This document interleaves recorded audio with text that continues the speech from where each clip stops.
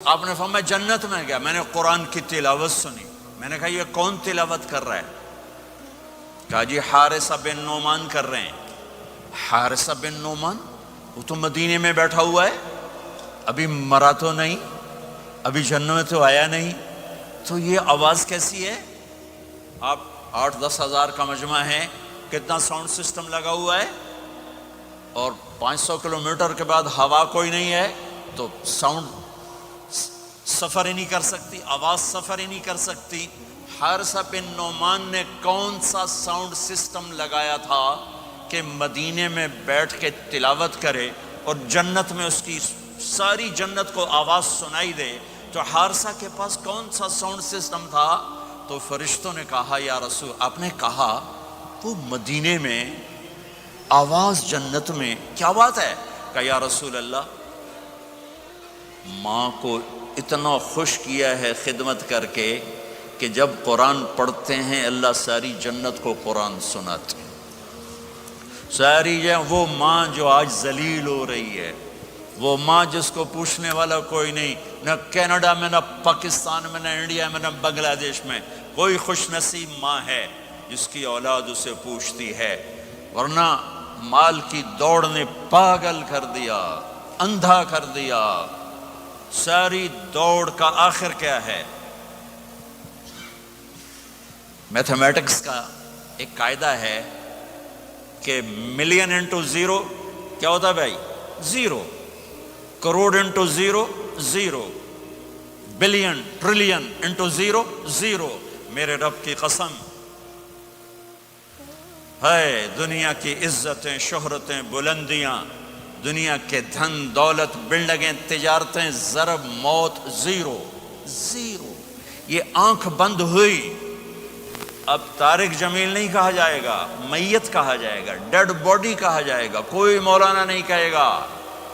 اولاد بھی کہے گی جنازہ اٹھاؤ، میت اٹھاؤ، چارپائی اٹھاؤ۔ کبھی سنا کسی نے کہا ہو اماں جی کو اٹھاؤ، بیگم صاحب کو اٹھاؤ، شہزادی کو اٹھاؤ، ملکہ کو اٹھاؤ؟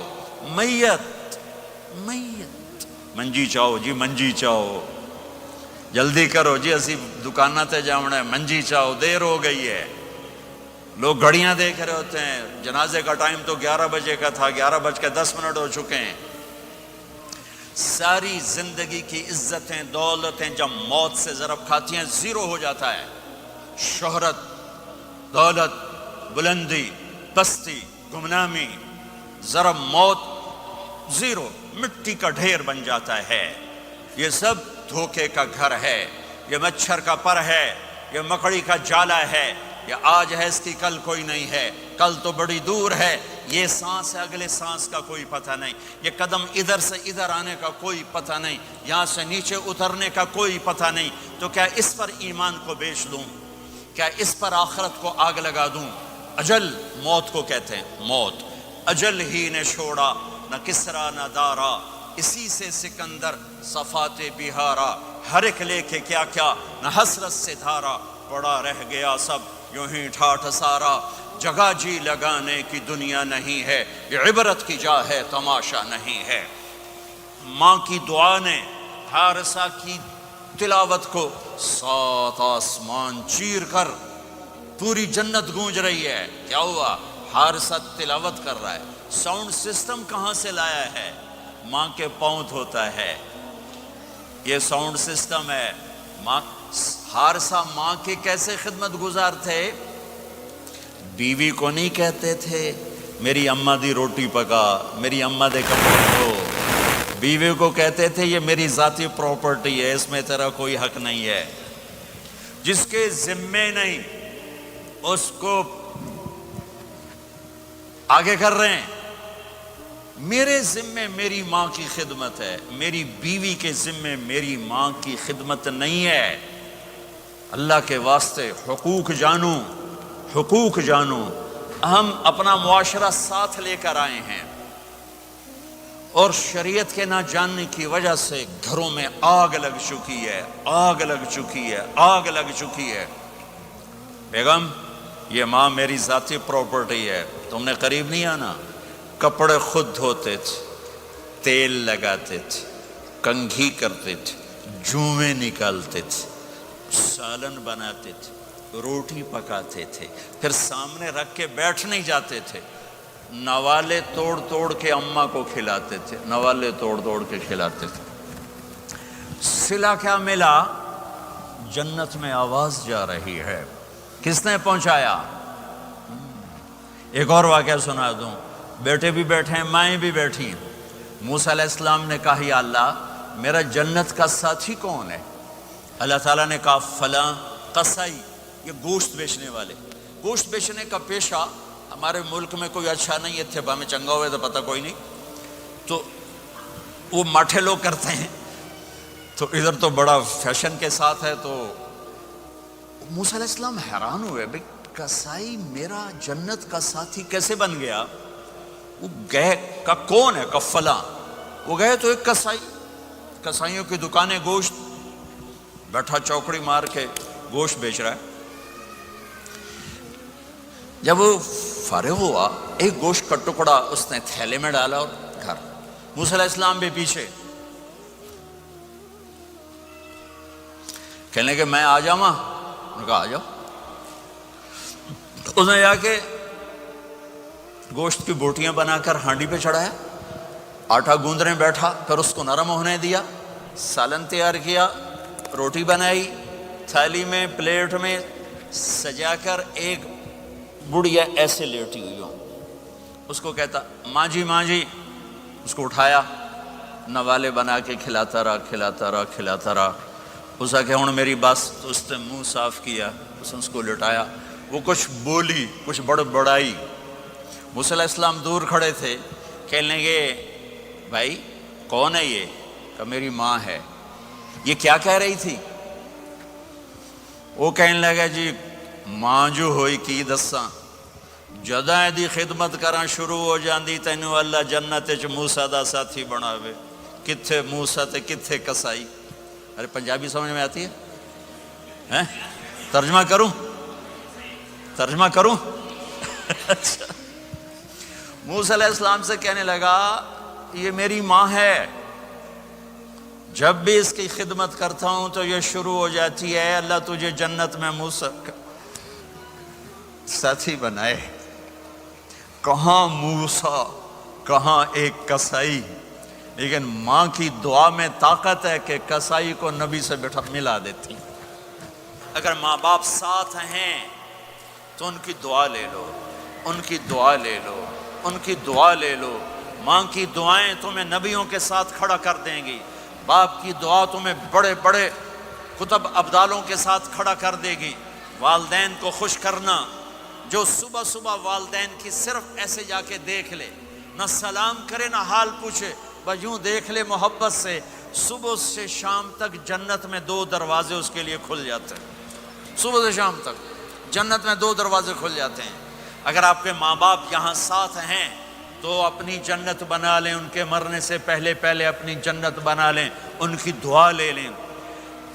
ہمارا ایک نوجوان ذمہ دار تھا، نہ نماز نہ روزہ نہ حج، کچھ بھی نہیں، اور غافل زندگی۔ اب تو ماشاءاللہ بہت بدل گیا ہے، کہتا مولانا میری کبھی کوئی دعا رد نہیں ہوئی، حالانکہ سارے عیب تھے، سارے گناہ تھے، دعائیں ساری قبول تھیں۔ میں نے کہا وہ کیسے؟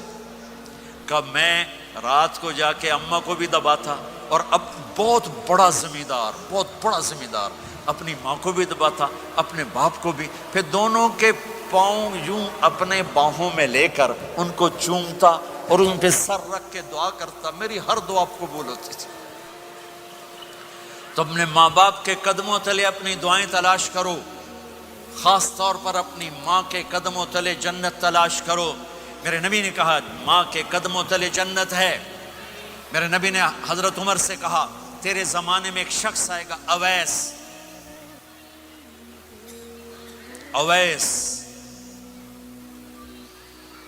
وہ رنگ کا ہوگا کالا، قد کا ہوگا چھوٹا، اور قبیلہ ہوگا قرن۔ جب وہ آئے تو اس سے دعا کروانا، تو بھی اور علی بھی۔ کہ وہ کس لیے؟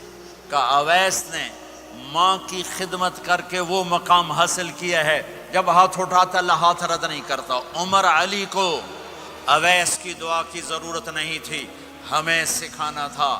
उस उमर के ज़माने में उनको पता चला कि अवैस आ गए हैं, उनको ढूंढते ढूंढते पहुंचे मैदान अरफात में, नफल पढ़ रहे थे, ये उनके पास बैठ गए। उन्होंने देखा 2 आदमी आ गए, उन्हें सलाम फेरा। उस उमर ने पूछा कौन हो? का मजदूर हूँ। का नाम क्या है? का अल्लाह का बंदा। कह रहे भाई अपना नाम बता जो तेरी माँ ने रखा है। का तुम कौन हो? वो पहली दफ़ा आए थे। तो हज़रत अली ने कहा ये अमीरुल मोमिनीन उमर हैं, मैं अली हूँ। फिर वो ऐसे हेड कहा जी मैं माफ़ी चाहता हूँ, मैं आपको पहचानता नहीं था। हज़रत उमर ने कहा हमारे लिए दुआ कर। वो रोने लगे मैं आपके लिए दुआ करूँगा। कहा तू कर, कि मेरे नबी मुझे कह कर गए थे उमर उमर उमर अली अली अली, कि अवैस से दुआ करवाना। क्यों?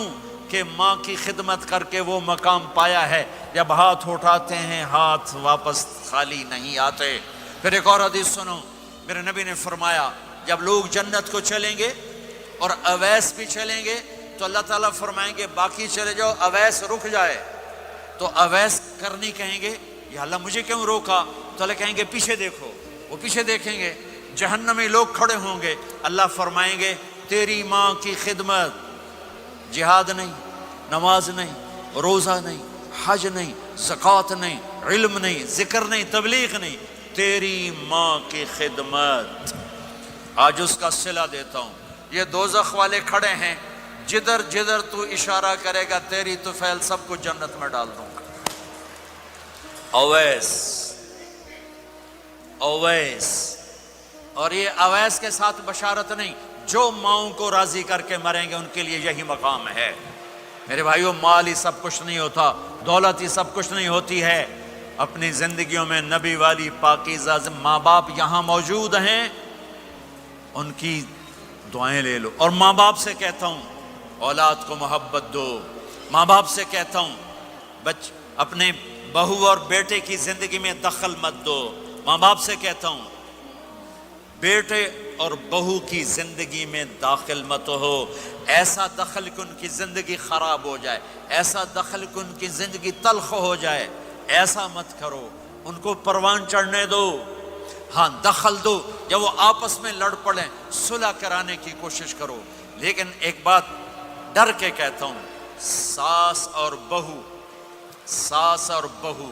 ये एक खट्टा रिश्ता हो गया। ये बहुत खूबसूरत रिश्ता है। अगर जाने वाली बहू उसे अपनी माँ बना ले और बेटे की माँ उसे अपनी बेटी बना ले, लेकिन मेरा मुआशरा उलट है। कमियां देखते हैं, फिर कमियां पकड़ते हैं, फिर कमियां उछालते हैं, फिर घरों में आग लग जाती है। मेरे भाई बहनों, अगर आप वालिदैन हो तो अपनी औलाद को परवान चढ़ने दो, उनमें दखल मत दो। अल्लाह के वास्ते उनकी ज़िंदगी को तल्ख ना करो, अपनी मर्जी पे ना चलाओ, उन्हें चलने दो, उन्हें परवान चढ़ने दो। बड़े दरख्त की छाँव के नीचे दरख्त उगता नहीं, नया दरख्त, ज़रा पीछे हट जाओ, हाँ उनमें खटपट हो, दाखिल होकर सुलह कराओ। जैसे मेरे नबी का वाक़या है, आप अपनी बेटी के घर गए, वो उदास बैठी, आपने कहा क्या हुआ? कहा मेरा और अली का झगड़ा हो गया। आपने कहा अली किधर है? कहा बाहर निकल गए। आप उनको ढूंढने निकले, मस्जिद से उठा के लाए, घर में आए और फर्श पर ऐसे लेट गए, जमीन पर। इधर अली को लिटाया, इधर फातिमा को लिटाया। अली का हाथ पकड़ के यहाँ रखा, फातिमा का हाथ पकड़ के यहाँ रखा, और ऊपर फातिमा के हाथ के अपना हाथ रखा। ये अली का हाथ, ये फातिमा का हाथ और ये अपना हाथ। फिर फरमाया बच्चों बोलो हमारी सुलह हो गई। ये है बड़ों का काम, बोलो हमारी सुलह हो गई। तो दोनों ने कहा हमारी सुलह हो गई। तो आप बाहर निकले बड़े खुश। सहाबा ने कहा या रसूल अल्लाह आप बड़े खुश नजर आ रहे हैं। कहा मैं अली और फातिमा की सुलह करा के आ रहा हूं।